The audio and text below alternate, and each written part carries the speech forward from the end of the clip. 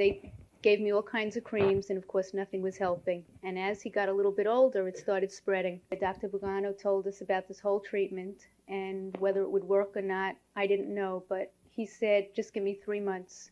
And if in 3 months it wouldn't work, you can have the whole problem back. And it worked. It worked miraculously. It took 3 months, and it's 7 years now, and she's still completely healed over. I had psoriasis for 14 years.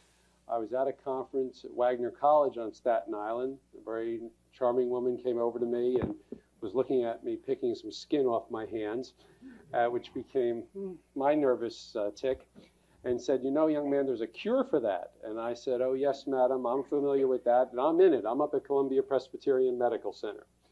And she looked at me very sadly and said, young man, you're never going to find it up there. So I figured, okay, I'll humor her, and I said, where? And she said, you write to Virginia Beach, the Edgar Cayce Foundation. They have an answer. The information in this video is not intended to provide medical advice. The content is intended for educational purposes only. Any of the applications should not be used without consulting a licensed healthcare provider. The information presented is not intended to diagnose, treat, cure, or prevent any disease.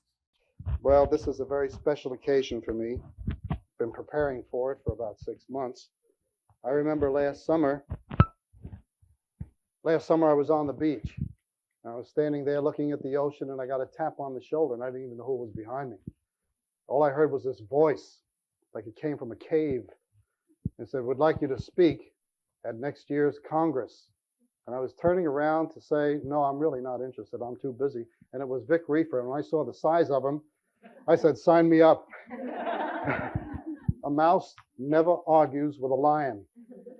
So it was my pleasure to accept this invitation. And we're going to bring you up to date on many, many things. But, I was supposed to appear last year. I was all ready. I was in the wings. My speech was prepared.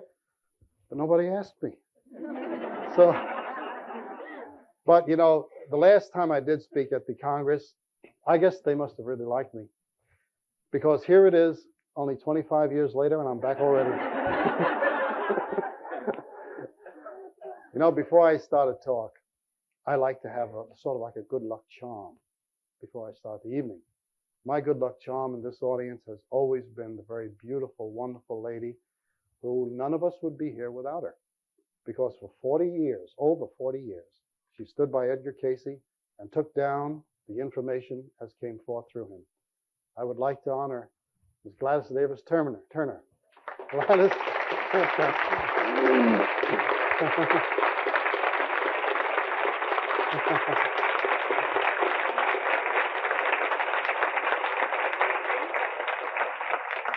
I call her the beautiful lady from Virginia Beach. Well, what are we going to talk about tonight? We're going to talk about a disease that afflicts at least 4 to 6 million Americans with 150,000 new cases each year.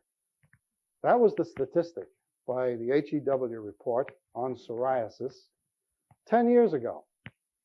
Every time I write to them for the latest statistics, I get the same figure, the same number. But I heard it said by one of the top dermatologists in the country that the count could be as much as 12 million. And it's on the rise. And the thing is, it's beginning to affect very young children as well as adults. So what is psoriasis? Psoriasis is a condition of the skin, apparently, in which it sloughs off much more usually than normal. You see, your skin, your layer of skin, sloughs off every 28 days, roughly 30 days, at a normal rate. You don't even see it. It's microscopic. You shower and all that. Well, you can imagine the plight of people with psoriasis because their skin sloughs off every 2 or 3 days. And it sloughs off to the point where it becomes inflamed. Scales form by the gross. I mean, they get up out of bed and they have to scoop scales up in many times. One case that I had, I'll call him Mr. R, had it so bad on the elbows of his arms that they were able to peel it off in one big piece and crack it in half like a piece of corrugated cardboard. This is roughly what could happen in cases of psoriasis. I first encountered my psoriasis cases 25 years ago in Denver. I made friends with a man from New Jersey, and he assured me that he's tried everything for it, and there just was a living hell for him. I took an interest in it, and every time I got any information at all, I'd file it away and just keep building up my file on psoriasis. But I was already a member of the A.R.E. since I was in college. And around 1975, it seems that that's when the files on psoriasis were all put together in Volume 1 and Volume 2. So I got hold of them, and I worked out a workable formula, so to speak. And it wasn't long before my first case came in. And he is the first case you'll see on the film that I produced. The man had it for 15 years. He went on the Cayce regimen with the help of his wife, followed it to the letter, and within 7 days, the change was unbelievable. We followed through, and within 3 months, after suffering with it for 15 years, he was completely clear of his psoriasis, and it had never returned. We followed the works of Edgar Cayce. Now, from a medical point of view, it's looked upon as a surface skin disease. They try to find reasons why. They know why the skin proliferates this way, but they do not know the cause, the underlying cause of it. They know what happens to the skin. They know how people suffer, and they have devised many ways to alleviate the problem to a great extent. But they've never come upon the cause, and they've never come upon a true cure. But Edgar Cayce gives us a clue. Because years and years ago, when people with psoriasis started to come to Edgar Cayce, he went not on the outside of the body, but on the inside. And the Edgar Cayce works, it brings out that it is basically an intestinal problem. Therefore, if you treat the skin on the outside, you will get relief, but you'll never get rid of the cause. You've got to go on the inside. And only in the works of Cayce have I found, and I've gone through many books through Materia Medica, I never found anyone who looked inside the body for the cause of psoriasis. So basically, Edgar Cayce is saying what you see on the outside is poisons that if they stayed on the inside, a septicemia would develop and it would threaten the life of the patient. So the body, in its attempt to rid itself of these poisons, go through the skin in a vicarious manner because your kidneys and liver can no longer handle the toxins that build up in your system. When that occurs, another defense mechanism goes into work, the skin, to throw it off. And what happens is the psoriatic lesion. Other people may get eczema because eczema, the cause and cure according to Cayce, is the same thing. And I've had experience with that to prove that it is so. So he's bringing a whole new dimension on the cause and cure of a disease that goes way back into ancient times. Probably centuries ago, psoriasis, because of its hideous nature, was probably mistaken for leprosy and vice versa. People would have to wear their clothes torn purposely and ragged and yelling through the streets, unclean, unclean. This is the way it used to be in Europe when people had a skin disease like that. And psoriasis has been traced back possibly to the book of Job. So we're dealing with an ancient skin disease. And Cayce is coming forth with a possible answer to it. Why some people get it and others do not, that may be a mystery we may never understand. Because the same possible causes may give one eczema, another ulcers, another migraine headache, whatever. The point is we're dealing with one specific disease. About 3 years ago, I have to tell you this story. A black man came into my office, and he had it from head to toe. He couldn't even sit on the chair, because when he sat on the chair and leaned back, he said it was like a swarm of bees biting into his back. He was 68 years old, and he had it for 30 years. We'll call him Mr. Willie A. I was very doubtful as to whether I should ever take this patient, simply because I didn't want to give him false hope. Even though I had countless successes, this case was so incredible that I didn't want to make him think that he was going to get well if I wasn't even sure myself. But he assured me that he had been everywhere. After 30 years, he's been through just about every type of therapy available. So I took him reluctantly. And I told him that, Willie, I said, I can't promise you anything. I can only tell you what to do. I can't follow you around the streets. You have to follow what I say, and maybe we'll get a result, maybe not. He was willing to try. Well, Willie A. turned out to be the fastest cure that I have ever seen in my life, because in 30 days, his skin was as pure as the day he was born. No more scales. And I have people in the audience here who met him, and they said he stripped down his waist and there wasn't a mark on him. He was 68 years old and he got married at the age of 70 to a woman who helped him through the whole regimen. And to this day, he's still cured of his psoriasis. And he comes to our meetings and meets the patients.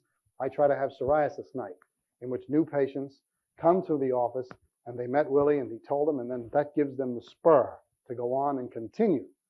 See, the biggest thing that the patient who follows the Cayce readings has to get into their consciousness is patience and persistence. You cannot expect the result in a few days or a few weeks if you've suffered with the disease for 30 years. And yet here's a man who did it in a month. But most of the time, the patient has got to give me 3 months to 6 months to see if you're going to respond. And then I can't follow them around. They have to follow the rules as given. There are many, many factors involved. One is your diet. The second is adjustments of the spine. I'll explain why later. Certain herbal teas, particularly saffron and American yellow saffron and what's the other tea? Chamomile, mullein tea, saffron, and slippery elm. Slippery elm bark, right. They are the 4 main teas that are used for psoriasis. The reason being, the trouble inside the body, as brought forth by Cayce, is that the intestinal walls become too thin. Now, what happens when your intestinal walls become too thin? Toxins that should ordinarily pass through the body pass through these thin intestinal walls like a process of osmosis. It's then picked up by your lymphatic system, and then your lymphatic system dumps it into your circulatory system. Then the circulatory system goes through your kidney and liver and tries to rid itself, but then it becomes so overwhelming because of the continual adding of toxins that finally the skin has to take over because your normal organs of elimination cannot handle the load.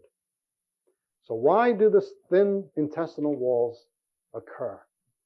Well, one reason is chronic constipation. I have found this in at least 70 to 80% of my patients. They have poor elimination to begin with. So what happens? The colon becomes engorged, and there's like a backup pressure all the way back up into the system. Do you know, and this is hard, this is going to be hard for you to believe, but I had one very young, very nice young lady, had psoriasis for many years. She was only about 28. And we found out that she had an elimination problem, but she never knew she had one. She never evacuated but once every week or 10 days. We couldn't believe this, and I have this all recorded on tape. We said, and we had our gathering. She said, well, it's because every member in her family don't believe in going to the bathroom. Now, this is wild, I know, but I assure you it's God's truth. I said, what do you mean? And then I said, how come? She said, I don't like to go to the bathroom. So what happens? The body retains all that and seeps in and gets into your system, and auto-intoxication takes place. Since she has learned what Cayce said, at least 1 or 2 evacuations a day is normal for most people, most everybody, her eliminations improved, and subsequently her psoriasis has calmed down a great deal, and this has improved over many, many months. But she was actually taught not to go to the bathroom unless you're almost dying. Now that's extreme. I realize that. But the thing about constipation, in bringing about all the ills, you see, the reason this lecture tonight is going to appeal to everybody here is because these principles that we're talking about apply to several diseases, particularly arthritis, eczema, rare cases like scleroderma, things in which the general body the debilitating diseases, the insidious diseases. You don't even know they're happening, but just as sure as a bullet is fired at you, it's going to get you, only it'll take a little time. So you see, these principles we talk about appeal to your general health. The Cayce diet is basically the Cayce basic diet. But I've improved upon it when I found certain culprits. For instance, the Cayce diet does not say you should stay off tomatoes. It's in the diet, but I found the opposite in my work, in that tomatoes is hell to the psoriatic. But then I did find Cayce in one of his readings explain why. He said that you must never have tomatoes unless they are eaten, ripened on the vine. Now that might make the difference. Every tomato you see in a supermarket arrives green or is on its way green so that by the time it gets to the supermarket, it's red. But it was picked green. So you see, that could be one explanation, or it could be the acid content within it. The chemistry involved in psoriasis is that you've got to get away from the acid formers and more on the alkaline formers. In general, the alkaline formers are your vegetables, fruits. They not only are alkaline, but they are fiber, and they allow your bowels to work better and eliminate these poisons from your system. Whereas the acids have the opposite effect. They have the effect of infecting the system in general, unless you're very young. As you get older, you should get on the alkaline side. The formula that Edgar Cayce gives is 80% alkaline foods to 20% acid foods. This is the basic general formula. So if you stick to that and stay away from your sweets, tomatoes, stay away from beef, red meats in particular, and concentrate on fish, fowl, and lamb, but never fried, you have the basic idea of how to rid yourself of many of the body's ills. And God forbid you ever come down with a psoriatic problem. You know, I could remember when I used to find cases in psoriasis in the very beginning that I used to cringe when I saw how bad they were. Now I think that I have seen about the worst that has been on the American scene anyway. And it doesn't bother me in the least. I says, you ready to get rid of it? If they call from California, I tell them now, get on a plane and get over here. I have no qualms about telling them that there is something for them. So this is what we're going to learn about tonight, what Edgar Cayce had to say about psoriasis.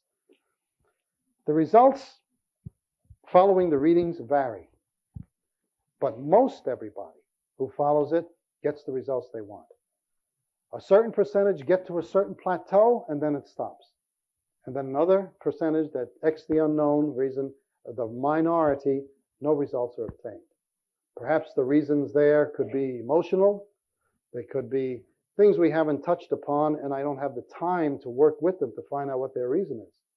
And then it could be that many patients simply don't have the faith that goes with following a certain regimen. When you have faith and belief in something, especially when you meet patients who have cleared up, it has a tremendous effect upon whether you're going to respond or not.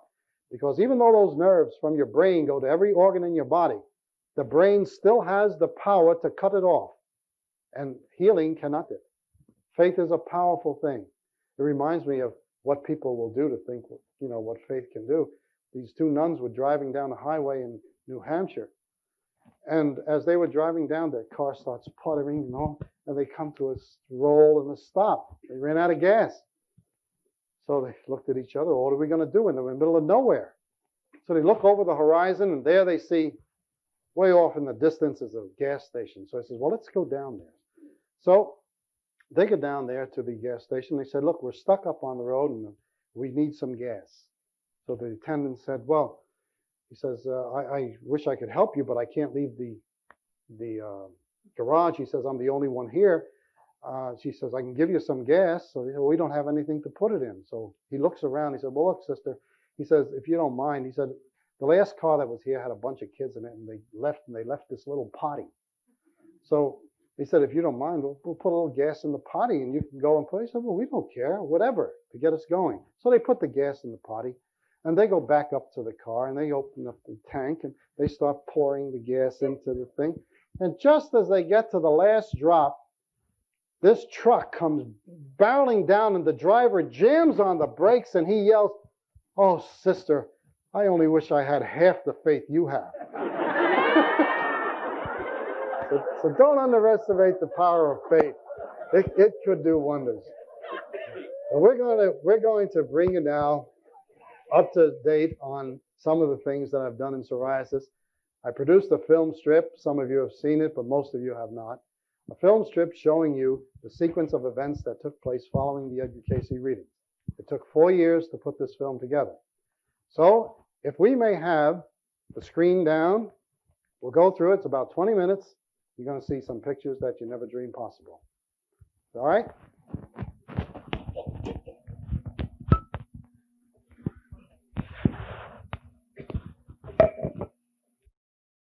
A wrap-up of about 4 or 5 years of research. And since that film was produced, I think it's interesting to know that from 1931 to 1980, there became 18,000 members in the A.R.E. And now, from 1980 to 1985, the number is approximately 47,000. So within a 5-year period, it doubled, which tells you something. It tells you that we're entering the spiritual age. And the works of Edgar Cayce is almost a forerunner to that age. Now what you've learned about psoriasis now, there are just as many perplexing problems that still have to be answered. For instance, what about the patient who does have faith, knows it will work, tries it all, goes to all their treatments, follows the regimen completely, no results. And another person who does not believe in Cayce, never heard of Cayce, is lackadaisical about the regimen sometimes, and they completely clear up. I mean, these are perplexing problems. They're not usual, but they do occur. I want to tell you about one particular patient when it comes to the importance of elimination. This man was about the only patient where we did not think he was going to live through the night. He had psoriasis so badly that he had to stay in almost a position like this because he could not stretch his arm out. His contractions of his skin were so bad that if he did that, he would have ripped his skin wide open. This man was in an explosion 4 years prior to my seeing him. And from this explosion, he saw his friend just pasted right up against the wall like a dish rag and dropped down. Believe it or not, the friend cleared up. He was all right after a while. But about 2 weeks later, this gentleman developed a lesion right on the surface of his hand. And it began to get bigger and bigger and bigger. Finally, they went to the dermatologist and they immediately diagnosed it as psoriasis. But it never let up. It grew to every facet of his body, including his eyes, in the inner aspects of his mouth, which is rare, but it does happen. This man, his nails, his hands were totally eaten up. He couldn't use his hands at all. His wife told me that it's driving her crazy. In the morning, when he gets out of bed, she has to scoop up the scales to it's like a bucket full. And this is another thing about psoriasis, the burden it places upon those who are taking care of the psoriatic patient. Constant cleaning, constant vacuuming. There's always that, what I call skin dust, all over the house. You sit down on a sofa and poof, up you see these scales. And there's nothing you can do about it except continual cleaning. So anyway, this man decided to come to a friend, his son, decided to try. Obviously, they've gone through what we call PUVA treatments. They've gone through the methotrexate, which almost destroyed his liver and kidneys. And he tried everything known to modern science. So he came to me, and again, I was very reluctant to take him because he was so desperate. But part of the therapy was the high colonic irrigation. So I sent him to New York. He didn't even know what it was. He was an old-fashioned Italian man. And he said, well, what is it? And I explained it to him, and he said, oh, I don't have to do that. He was very reluctant to go to begin with. But I finally talked him into it. While he was having the high colonic irrigation, lo and behold, something pops in his intestinal tract, in the large intestine, which scared the living hell out of him. He jumped off the table, ran out of the room, and the poor girl, the nurse who attended him, just burst into tears, wondering why he panicked so much. Well, he never went back again. He said, he'll never do it again. Something happened. What broke in here? Well, you can imagine how I was sweating. She was sweating. And he was aggravated. So I called her up and asked her what in God's name happened. And she was in tears. She says, "Doctor," she says, "I broke up an impaction. It was like cement. And the waters got in there and broke it loose." Well, he would never think of going for another one. But I'll tell you something. That man, who's about 75 years old, from that moment on, he started clearing up. And to this day, he hasn't got a lesion on his body. He made me. Now, he could not use his hands. And yet, after several months, after the first colonic broke that impaction out, so his eliminating system was, if I may use the term, uncorked, he was able to eliminate properly and slowly, took about a year. He began to clear up gradually because he wasn't retaining the poisons in his system. Evidently, this explosion must have caused a shock and a constriction of his colon that it blocked his normal channel of elimination. Well, when I talk to him about this, he won't believe it. So no way did that help me. No, it did not help. Yet his son knows it, his wife knows it. Everybody knows that when he got that colonic, from that moment on, he started getting well. Proof again that it's the retention of the toxins within the system. That's one way. My own colleagues, chiropractors or osteopaths, cannot see the connection between spinal adjustments and how it may help a psoriatic. I'm going to explain it to you. And if there are any physicians in the audience, I think you'll bear with me, and I think you'll concede that there is reason to believe this. Edgar Cayce said, concentrate, if you remember, on the 6th and 7th dorsal vertebrae, plus the 3rd cervical, 9th dorsal, and 4th lumbar. Now, from your anatomy books, the 6th and 7th dorsal, which is right between your shoulder blades, have nerve fibers that go to, eventually, they go to your liver, kidneys, and a whole array of nerve plexuses through a greater splanchnic nerve, which relays in the celiac plexus, and then goes down into all these nerves. That if these nerves are not operating properly, like the electrical current is not getting to them, Cayce says a constriction of the blood circulation takes place, and in time, the walls of the intestines begin to break down. That in many, many cases, in studying volume 1 and 2, I came to find out that sometimes spinal subluxations is the basic cause of the psoriasis because it cuts off the nerve supply. The intestinal wall does not get the normal energies of nerves, breaks down, the toxins seep through. So there's where your adjustments come in handy. The colonics clear out the alimentary canal so that you can eliminate properly. And the third most important thing is the diet. If you keep putting in acids and poisons in your system, especially fats and sweets, then your body cannot throw them off. So the wrap-up is primarily the adjustments, the colonic irrigations or enemas. You don't necessarily have to have a colonic. Some people don't like them. Some people can't have them or they're not convenient. But enemas applied periodically have done just as many wonders as I've seen. But sometimes only a colonic can do the job.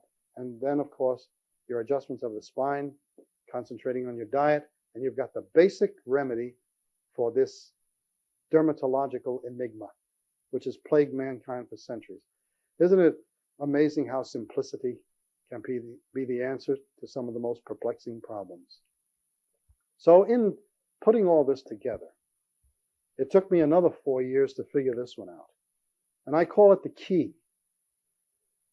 Look to the spine for the cause of psoriasis, and you look forever in vain. No, excuse me. Cancel that. Cancel that. Look to the skin for the cause of psoriasis, and you look forever in vain.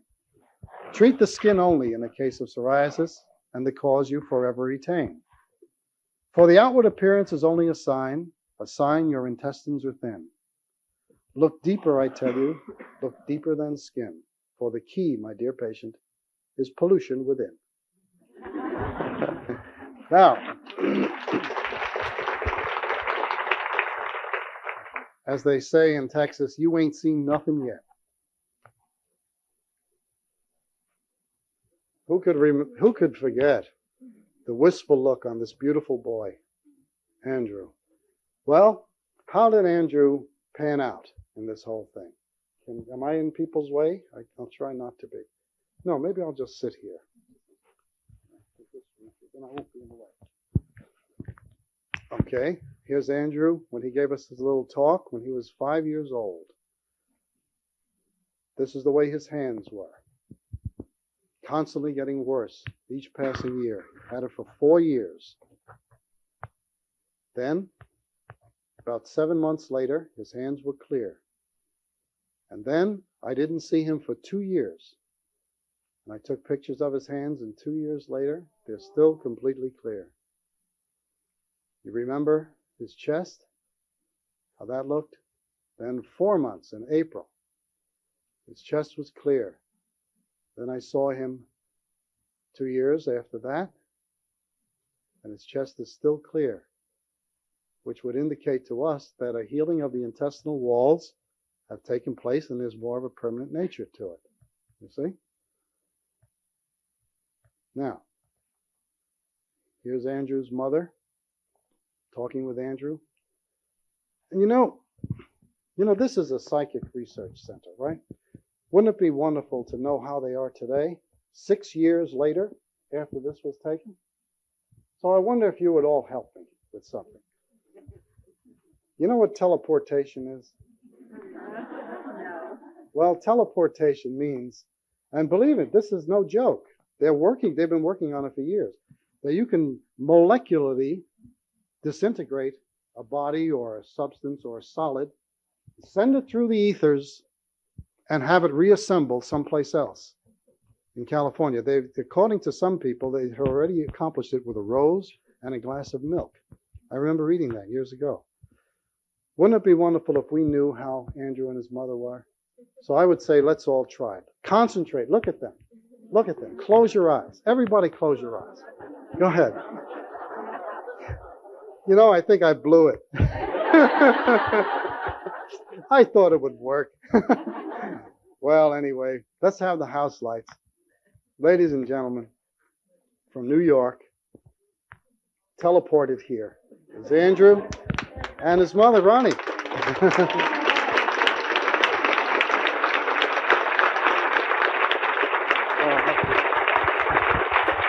have to pass it back and forth. Okay? So, we talked about this day many years ago, didn't we? Oh, for years we talked about it. It was going to happen one day. You were going to have a film and you were going to have all the healing, and I can't believe it's here. How do you feel about, oh, you can't call you little Andrew anymore. My gosh. So, Well, yeah, hold on. Well, when I was little, I remember when we used to talk, he used to tell us how he was going to make a movie and I was going to be a movie star. It's going to be great. And now we're finally here and it's going to help a lot of people and I think it's really good.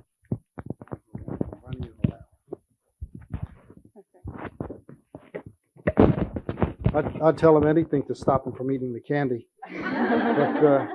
But you know, Andrew and his mother appeared with me at the United Nations, and they just tore the house down. When he got up there and showed his chest is all clear, and his hands are all clear, right?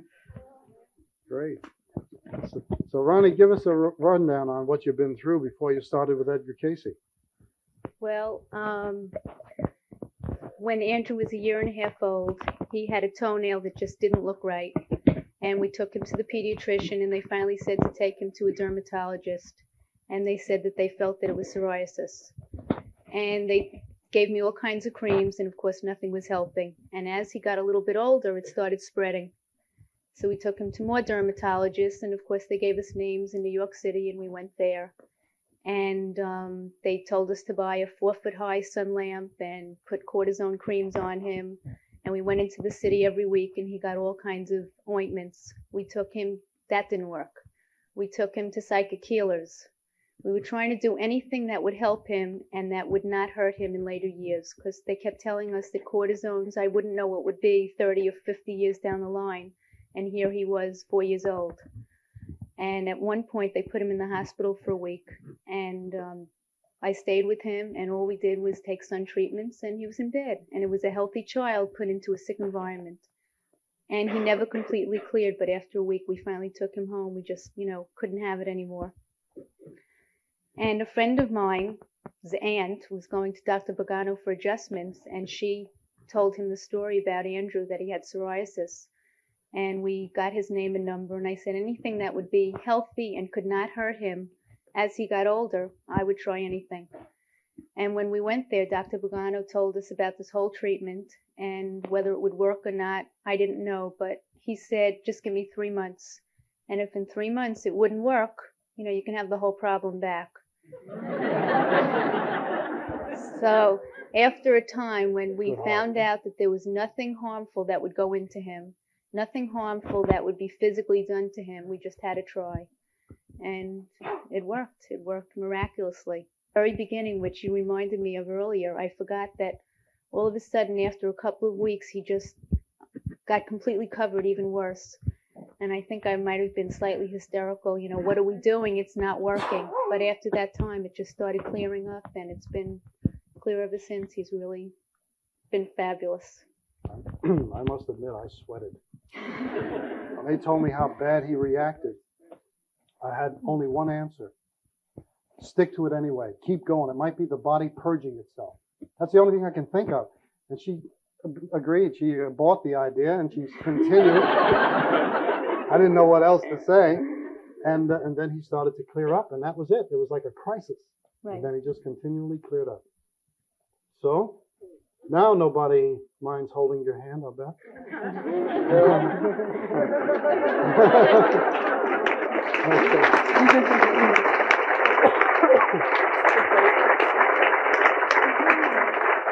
Andrew, what would you tell a young person your age regarding the treatments and all that? Well, I would tell them, even if it's a problem and all your friends say things to you and tease you, why can't you have a Coke with us? How come when you have the little class parties, you have to bring in a little bran muffin while we all have cupcakes? I would tell them to stick with it, and even though it's annoying to sleep in all this saran wrap, and when you roll over, you wake up because it's all crinkly. I would tell them to stick with it. I mean, it might be annoying for a time, but you get used to it, and it helps. It clears it all up. It really helps. Mm-hmm. Good, Andrew. We thank you. You've done a marvelous thing for young people, and Ronnie's devotion was so important in this, and her husband. You need the patience of a saint, but they stuck with him all the way. Every single patient that I've had, their loved one, whether it be a husband, a wife, or a girlfriend, or whatever, was behind them 100%. And they're the ones who came in from New York just to be with you tonight. They leave tomorrow morning, going back to the city. So thanks for teleporting here. Okay.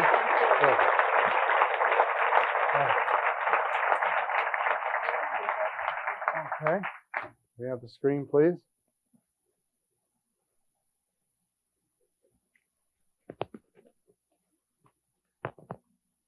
Everybody remember this pretty little girl?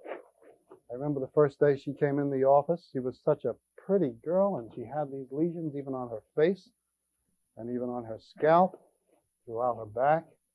Then remember, in a short time, 3 months after she had it, a year, she was 8.5 years old. Her chest was all clear. Her back was so bad, if you remember, the lesions on her back. Yeah, she had a little curvature in the spine, but she also had these lesions all over her body. 3 months, she's completely clear. Well, you know what's coming next. The other day I called up because we were making arrangements for little Elizabeth. Listen to me. She was 8.5. Now she's going to be 16. So with the help of Piedmont Airlines, here's beautiful little Elizabeth to meet with you tonight. You can come right up. And her mother, Barbara, is accompanying her. Yeah. Hello, Barbara.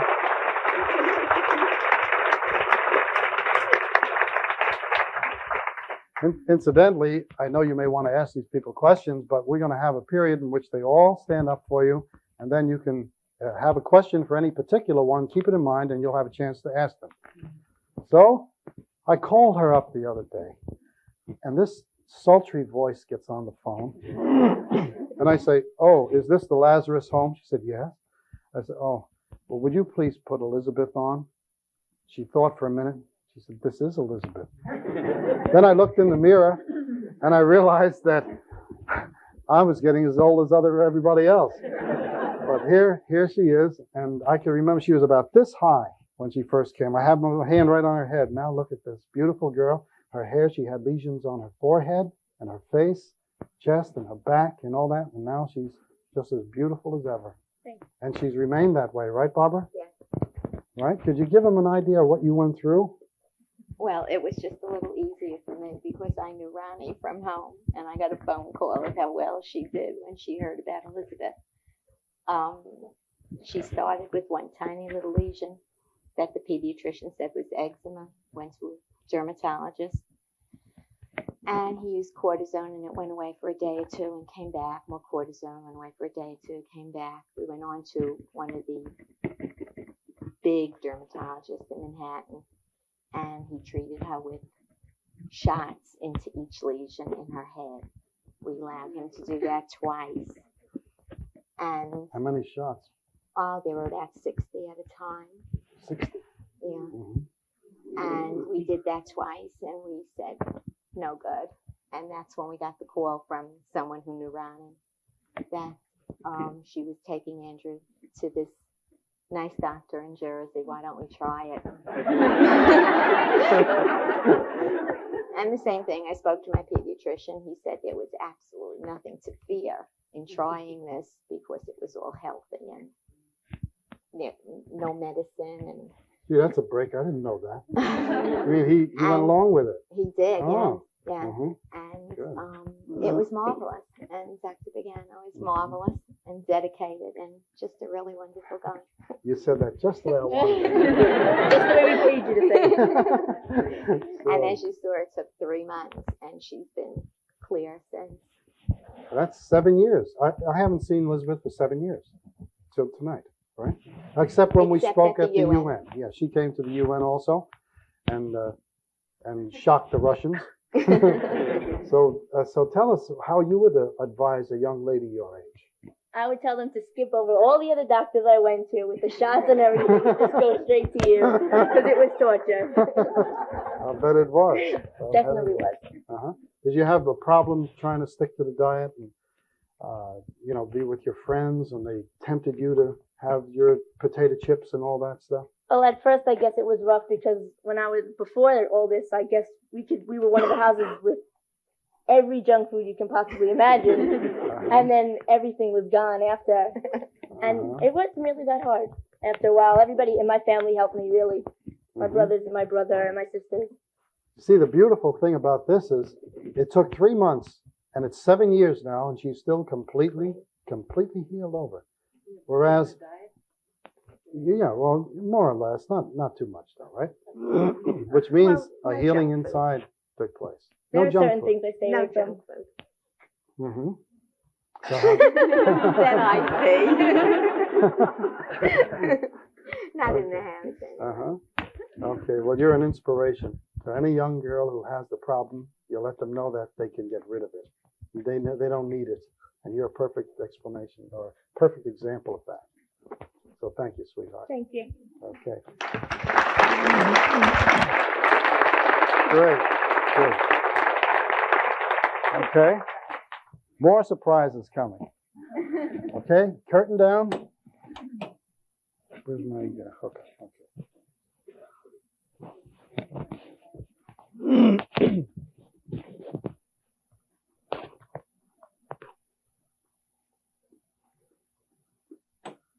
Now this is a type of psoriasis called guttate. The word guttate means tiny little droplets.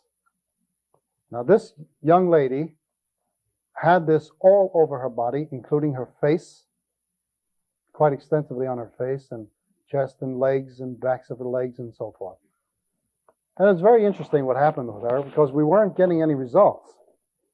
We worked, she seemed to improve for a little while, and then all of a sudden she'd get back, a flare-up would take place. Until finally her mother one day accidentally looked underneath her bed. And there were the box of cookies and the candy wrappers and the chewing gum. And the little girl said she followed through everything. I mean, she'd look you right in the face and say, oh, no, I didn't deviate. But we didn't know where these wrappers came from. So then the mother really laced into her and said, look, you're never going to get well unless you do it. So then she decided, okay. She stuck to it. It took 6 months. And here she is today. And this was taken about 2 years ago. And she's completely clear. Now, this young lady, I have no surprise. She's not with us. It's just that I wanted you to see a different type of psoriasis. And they come in many forms, many types of psoriasis, but they all have the same basic cause, and it's all proliferation of scales. Now, another type that I've encountered was this, what is called common pustular. It's a combination of common and pustular type. Now, this man, you can see his nails were being eaten up as well. And he was extremely overweight. And this here he was being treated. We started, and I really didn't think he was going to follow through, but he did because he was desperate. Started to show up on other parts of his body. In the process of following the regimen, he lost a total of 52 pounds. And the end result, after 5 months, was this. Started to show a great change within it. The nails, you notice the improvement of the nails, right? And obviously the lesions are retracting. In other words, indicates that the poisons no longer have to find this as a route to get out of the body. And then the man completely cleared up in about 6 months. But I didn't get to see him for about 8 months later. His hands are now this way. And this big thing you see over on the left wrist, I like to leave it there because he said even that was gone. But then he broke his diet again and started eating whatever he wanted. And this is what came back. But it shows you the rest of his hands are pretty clear. He's very happy. And this is one of the things psoriatic patients have got to be careful of. When they know they can get well, they go back to their old way. Except, of course, in the case of the children here, they didn't, so they stayed clear. But once a patient knows that psoriasis no longer dominates their life, they may fall into this trap. Go back to eating anything they want with the idea that, well, I know what to do. When I want to get rid of it, I'll just go back on the diet again. This is a dangerous practice, I find, because they won't go back on it. They're kidding themselves. It's like the person who wants to lose weight and they know I could lose weight. All I have to do is stop eating. Well, how many really do it? I never encourage them to take this attitude, but a lot of people do. They're pleased to know that they can get rid of the disease, so now I'm going to just do whatever I want. But most people who are sincere follow through completely.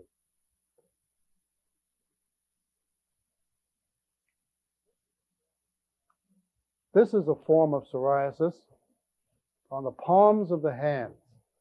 Now, palms of the hand, this is the only place he had it. He had it for 14 years. Very hard, crusty, splitting.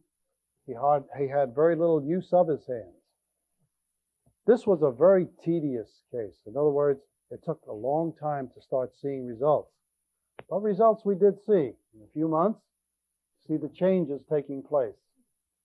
He was very pleased. And then by the time 14 months went by, and his hands were just about clear.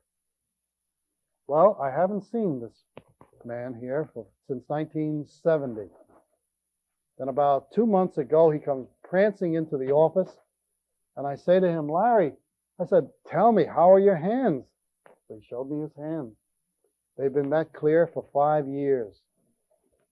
He really worked hard at it. And because he worked so hard at it, I asked him if he would be interested in coming here tonight to tell his story. And he did. So Larry Monahan is here with us. And this is a rare form. They claim that psoriasis on the palms of the hands and soles of the feet are the most difficult to clear. Larry, can you say hello to the audience? Right in from New Jersey.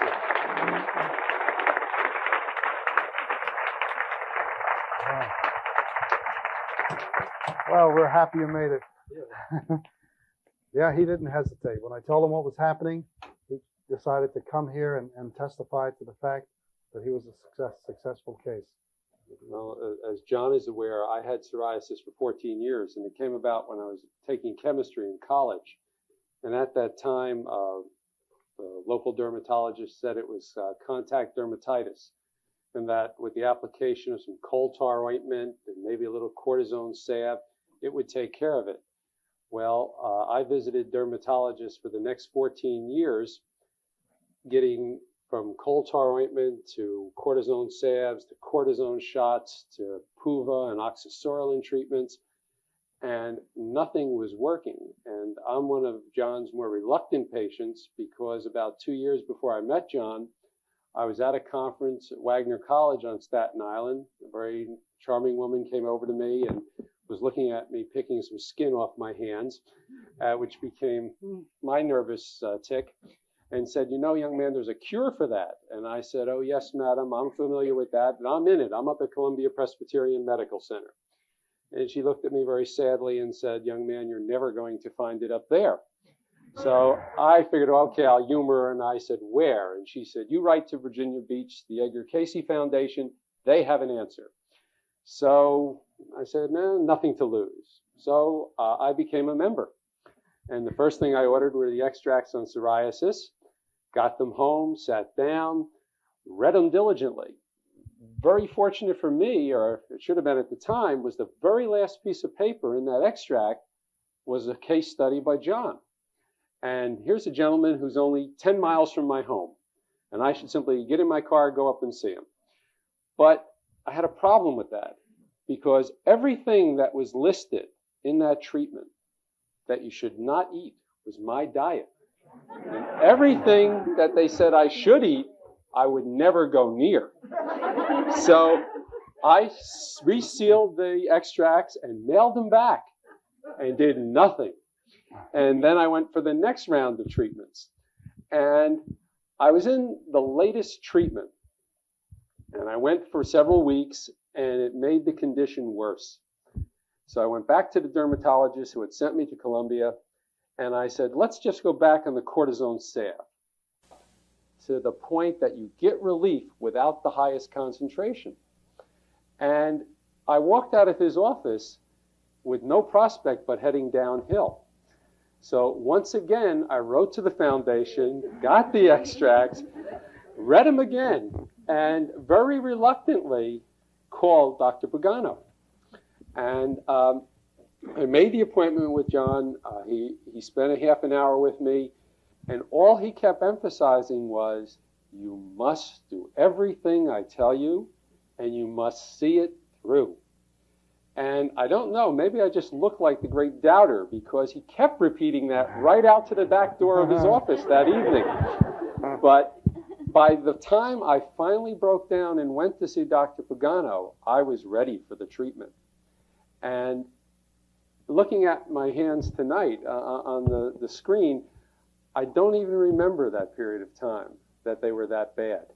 And it doesn't seem like a year. And sitting with John this afternoon, going over the dates, I didn't realize it took that long to clear up. 14 months. 14 months. Before you That really surprised me.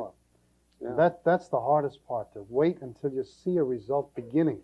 Once the patient sees it beginning, then they know it works, and they'll follow through more readily. So Larry, you're one of the most difficult type to clear up. Yeah.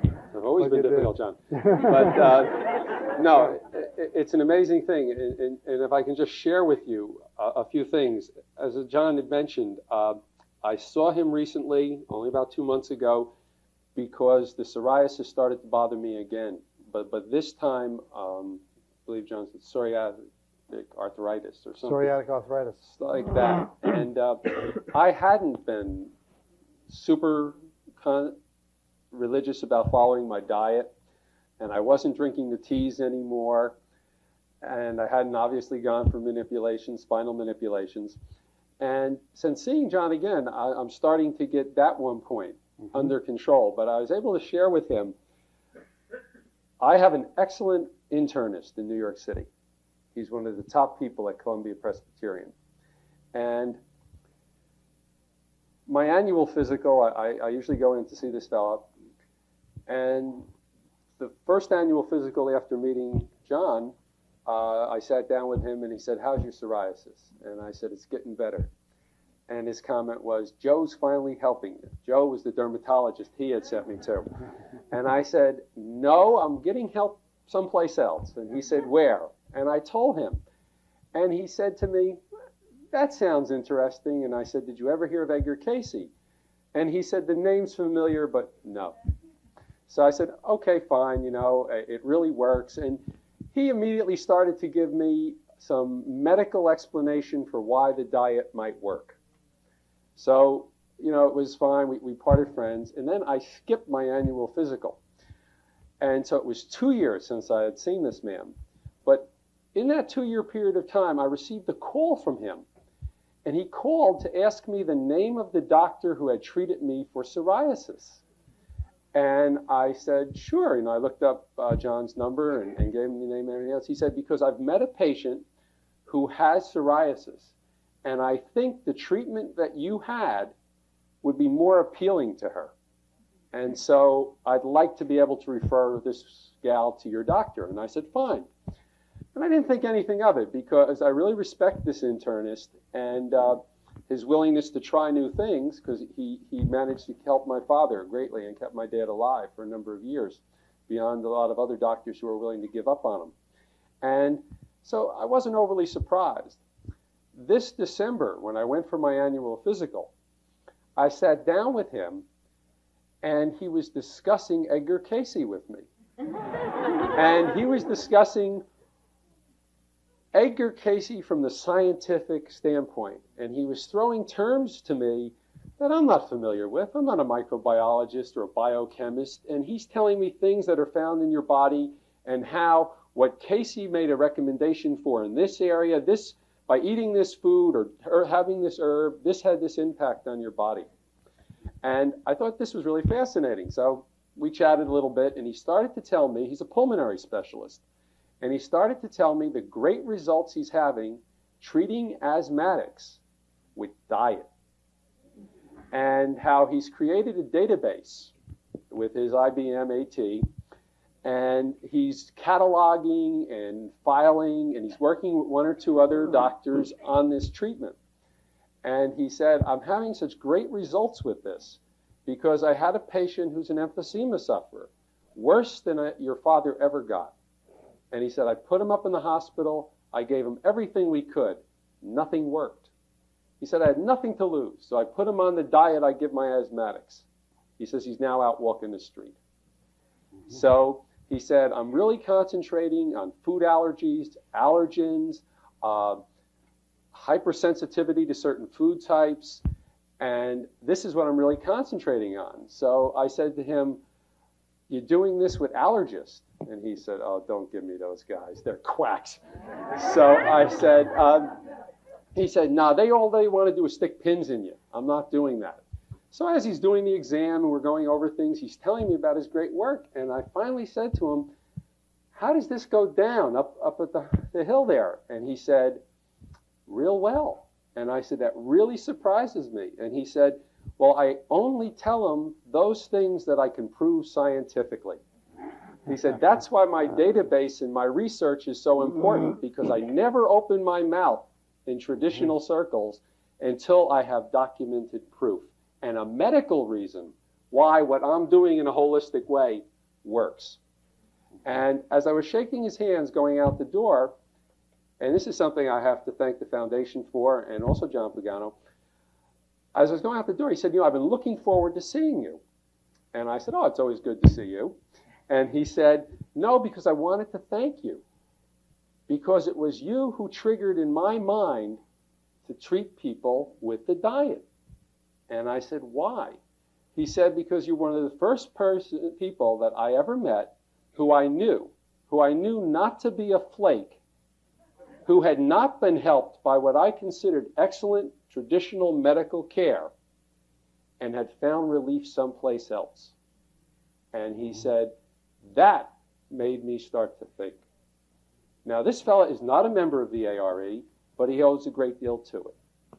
And I'm glad that I was the instrument, but John was a very big force in that.